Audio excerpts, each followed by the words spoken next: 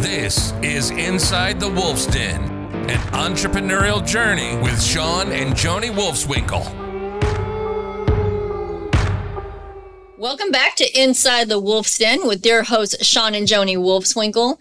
How are you, Shawn? Doing good. Having a good week. Yes. It's been a great week. And the weekend's almost here. So looking forward to it. Summertime is supposed to be getting the, I think, up to 100 this week. Yeah. A little hot. It's all good. Hot and humid in Houston. Yeah. So what are we talking about today? So I thought we would talk about building a brand. I think that is it's really crucial in any business, right? Mm-hmm.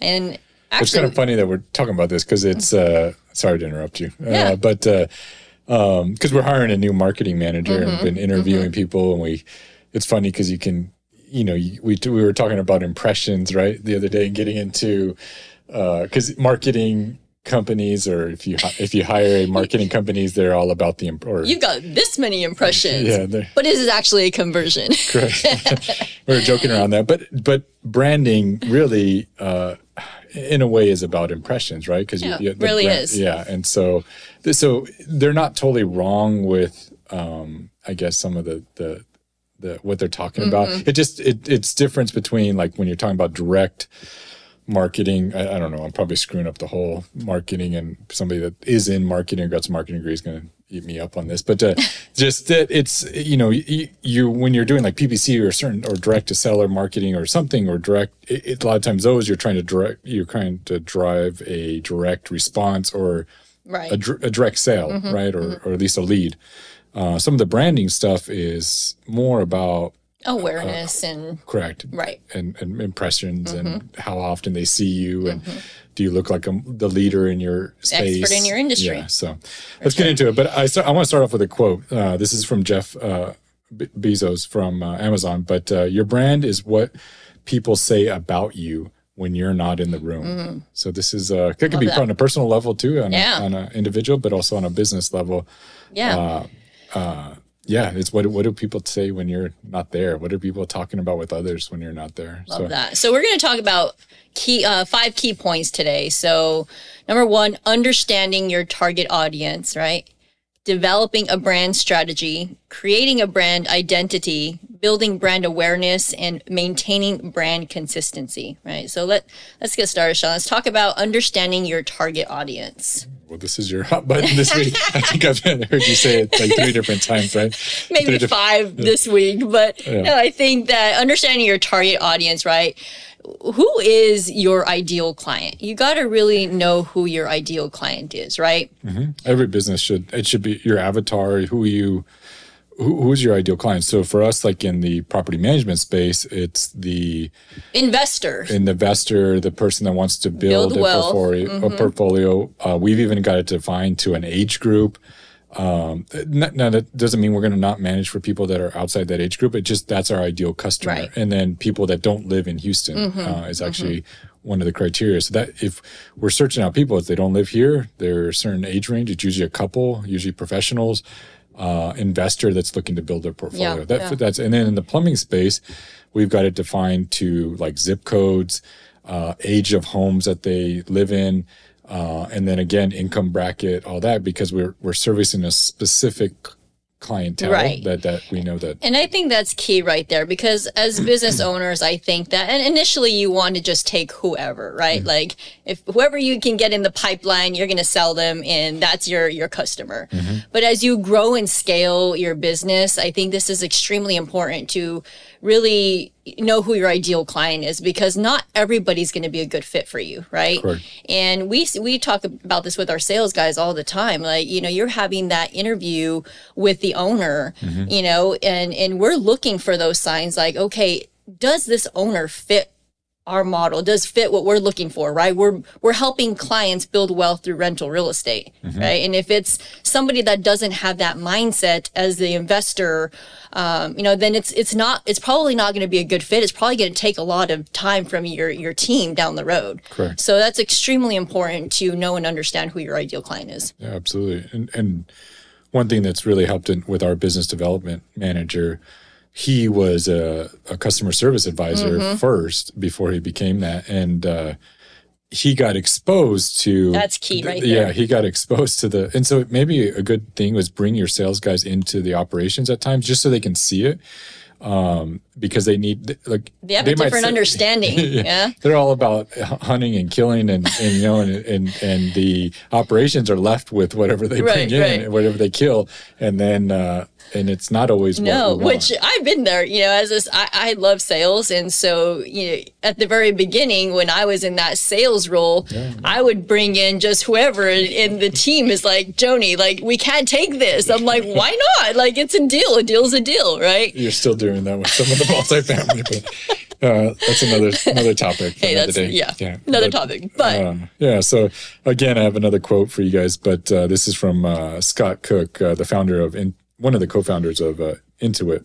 A brand is no longer what we tell the consumer it is; it's what the consumer tell each other it is. So again, it goes back to you know, what your ideal and then what they are saying about you when it comes to branding. Yep. So let's get into topic number 2. So developing a brand strategy. So we talked about, you know, first find the leadership team, the ownership. When you're starting off, you should, what's your ideal customer? And then, okay, what's the strategy now? How are you gonna reach those specific people? So start developing a strategy. And you really have to, I mean, because in our business, in the property management space, you know, we promote it through realtors, right? Our realtor referral program, and other investors out there. You know, we are the local experts in the real estate space, right? And so that's how we are, you know, creating our strategy is to go local. Yeah. Right. So outside of, like, you know, pay-per-click marketing, SEO, your websites, all that, it's like, what are you doing to build your brand? And so for us, like Joni mentioned, we're doing a lot of outbound connecting and relationship building. So it's our realtor referral, it's our speaking engagements, getting in front of different audience groups. So we're realtors. You spoke this past week at the Quest IRA. Yeah, so the IRA, self-directed IRAs. Panels, you know, real estate panels. And, you know, the more that you get yourself out there and being the local expert, the more you're going to get response like, hey, you know, like, I have this event going on. Do you want to be a part of it? Right. And some of those cost money. Some of them we get to sponsor. Some of them we get invited to go speak. And then, you know, and it just leads to being able to promote and market at those. And then some of them we have to pay to play and pay to be in front of it. But your strategy, and same thing within our virtual assistant business. You know, our strategy within that is a lot of times to get in front of major groups that need our services. Right. So we do a lot of, again, outbound promotional events where we'll go. Usually we'll sponsor a booth or a table at different, like, whether it be NARPM, whether it be, you know, medical service related conventions. And then we also usually get speaking engagements at those events while we're there. So number one, we're getting on stage to get in front of people, and then informing, hey, we've got people in the back of the booth room, you know, go and speak to. You know, and I think, and a lot of times I think when individuals do this, they have more of, like, their sales hats on, right? They're trying to sell. Correct. But I think you really, really have to go in there providing value. Correct. As much value as you can, no matter, you know, what audience you're speaking to. Like this past week, you know, I gave all my top secrets for property management, right? But that will come back in turn, right? And I think that everybody should understand, like, you need to be providing value to the client. That's a great point. And I think when you're going out there and your strategy is to promote yourself and put yourself out there, like you said, your mission, your values are coming out. Like, if you're there to deliver value, and like you said, you're going to give, people see that. Right. And people see that, hey, they're genuine, they're transparent, they're willing to givers. Help me. Yeah. They're not, you can definitely see the people that show up to events and they're just strictly there to sell you and on to the next. And they'll tell you. I got people come to me like, hey, I didn't realize, like, how much value you actually gave me. I have 34 rental properties and I want to give them to you because of how much value you gave to me today. Yeah. Right.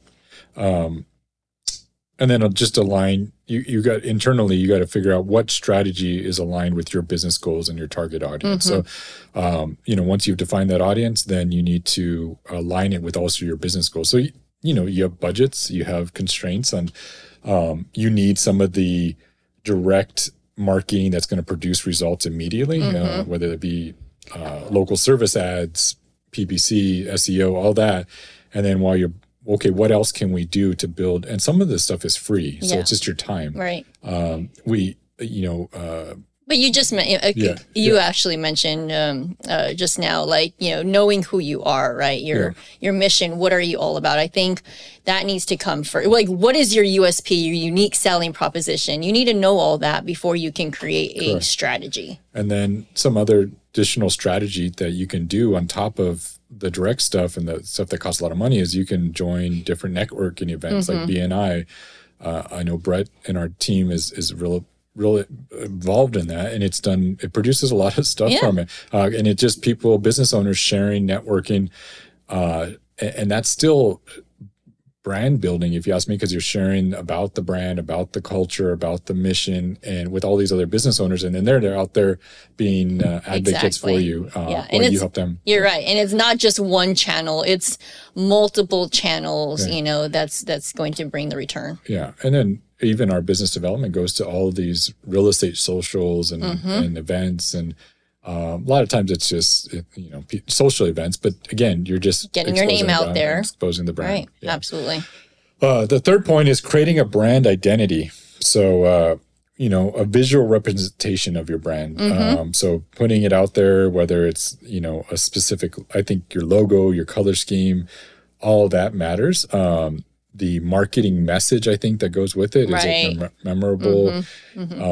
So mainly ours is mainly like creating wealth through real estate. And so we do that on the turnkey side in our turnkey company, and then on the property management. So that's really, but you also got to put stuff behind it and put meaning, I think, behind it. And so storytelling, at some point is going to become important. And do you have anything else to share with that? No, that's all great. So, I mean, it's really cool. I'll give you a good story with this as far as like, the identity. It doesn't matter what events we go to.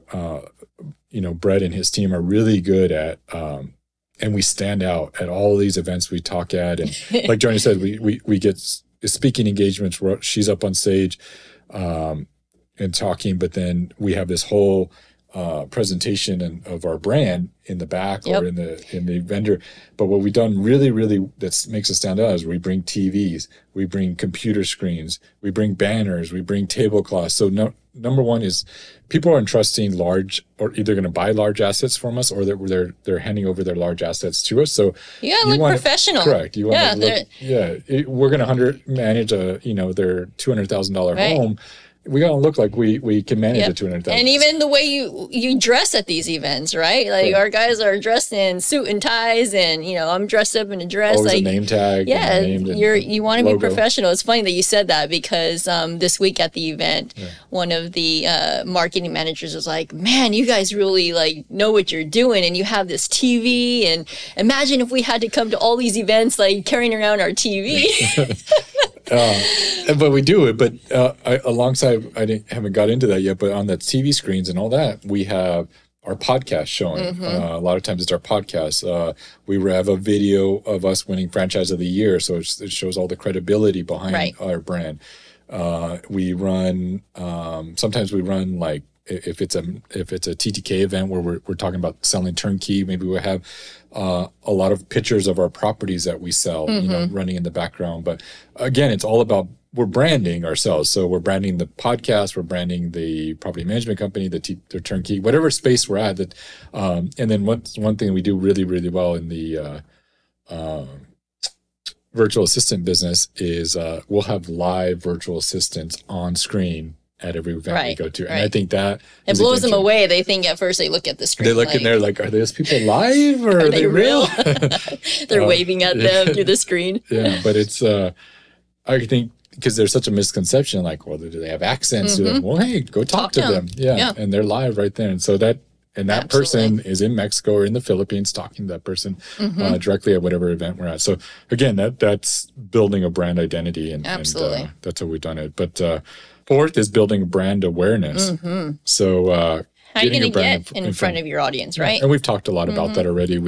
We depending on your strategy, it could be social media, out, doing events and maybe teaching classes. I teach a lot of classes, continuing education classes. Yeah. So whatever that is, how are you going to get in front of your customers? And that's, behind this show, that's one of the main reasons we do this podcast for free and put it's a lot. It's challenging. We don't make money on this podcast. A lot of people's like, do you make money off the podcast? No, we don't. But I mean, it's we're adding value.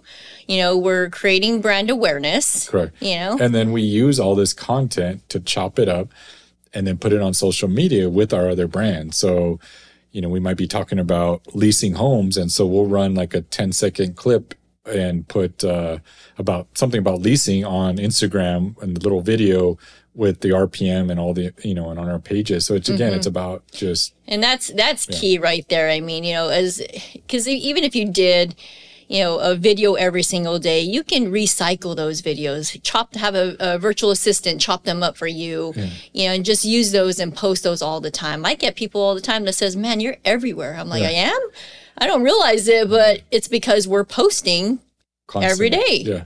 Yeah. And you have to. And that's the next bullet point. I saw a little clip the other day on it was Gary what's his name, Gary V, and he was at his event, and he had people there promoting their company there, and he was walking through the trade show area, and they were like all excited, and they had a good message, and they had a good mission, and their company was good and it was meaningful, and they had a strong why behind it. But no, you knew about it. And so he was asking, so how often do you post? And they kept just going off subject, and they just changed the subject. He's like, no, I asked this very specific question. How often do you post? And they're like, and they would answer it another way. Well, we're busy. We have all this. No. How often do you post? Once a week. And then you could tell he just went off. And it's like, because they're not doing it enough. They're not bringing enough exposure and they're not awareness. Which is the next point, is maintaining brand consistency, right? You gotta be consistent with this.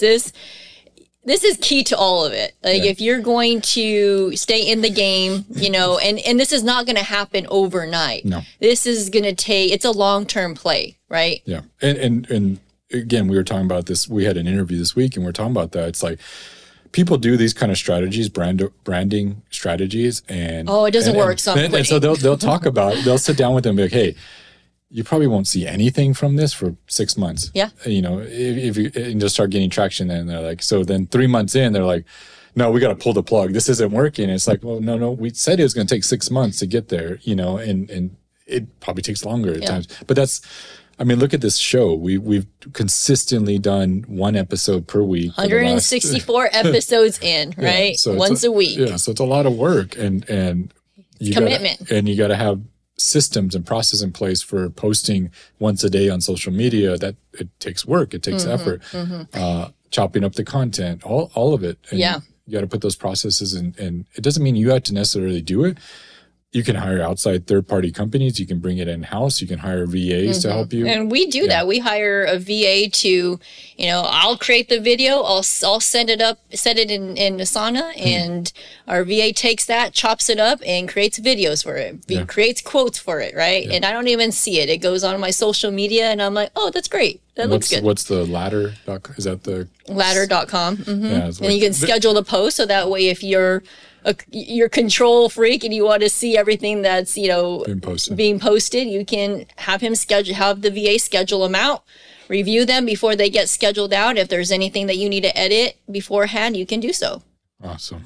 So let's wrap this up. So just concluding, we obviously, branding is important. It should be it should be something that you do on top of your your PPC, SEO, all that as well, and direct mail, anything you're doing like that to directly produce a result. Branding, it should be another component of your marketing strategy. And so, but it's complex. It requires planning. It requires effort. And it requires to be consistent. But just to wrap it up again, find your target audience or develop that, who your ideal customer is. develop a key brand strategy, create brand identity, build brand awareness, and then maintain the brand by consistency. So hope you guys got something out of this, resonates with you, and hopefully you're going to drive a lot of business to your business soon. So yeah. So let's see your content out there, guys. Sounds good. Well, have a good week, everyone, and we'll see you all next week. See ya. You've been listening to Inside the Wolf's Den, an entrepreneurial journey with Shawn and Joni Wolfswinkel. Tons of entrepreneurial podcasts are out there. Talking. But Joni and Shawn are living it every single day. Their portfolio now includes many franchises and medium-sized businesses. We talk about the trials and motivators of successfully running a business. Join us again soon for another podcast. But until then, reach out on the website at InsideTheWolfsDen.com, on Facebook at Inside the Wolf's Den, on Instagram at Inside the Wolf Den. We'll see you again soon. This is Inside the Wolf's Den. We'll see you next time.